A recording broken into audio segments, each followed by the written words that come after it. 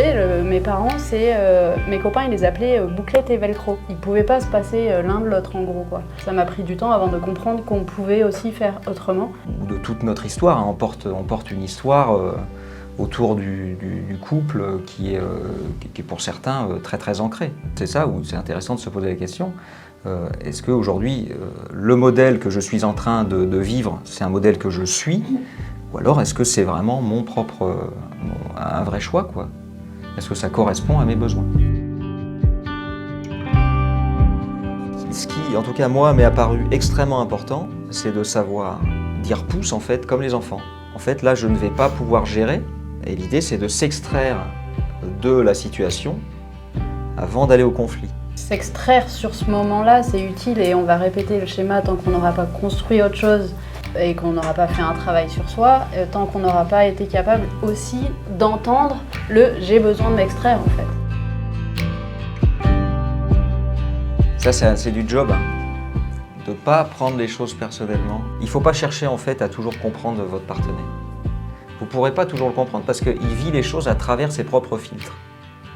Les biais cognitifs, ce sont des filtres qui sont la résultante de nos expériences. Ok, moi j'ai ma vérité, mais en fait j'oublie ma vérité et je vais à l'écoute de la personne pour savoir quelle est son histoire à elle.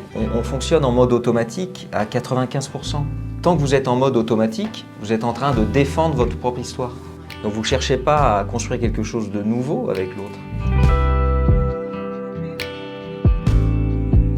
J'ai commencé à me former à cet outil. J'ai écrit pour Baptiste tout son Human Design et en fait je crois que c'est le plus beau cadeau que je me suis offert à moi de compréhension de lui. Depuis qu'on a tous les deux la conscience là-dessus, on parlait des émotions tout à l'heure, pour moi c'est plus simple maintenant que je sais que c'est dans mon design que mes émotions elles sortent. En fait depuis que je sais que ça fait partie de moi, déjà je me bats plus contre. Et du coup, quand ça arrive, c'est beaucoup plus tempéré. On dirait pas comme ça. Non mais ça a vraiment amené de la résolution. Moi, ça m'a amené la paix. Parce qu'il y avait plus... mes comportements n'activaient plus la blessure chez Marion. Parce qu'elle a intégré le fait que c'est mes comportements et que j'en ai besoin. C'est génial, la séparation. Pourquoi il y a eu plusieurs séparations? Parce que quand on s'est retrouvés, je me suis à nouveau perdu. Et ça veut dire quoi, se perdre? Mais c'est arrêter de faire des choses qu'on a besoin de faire pour nous.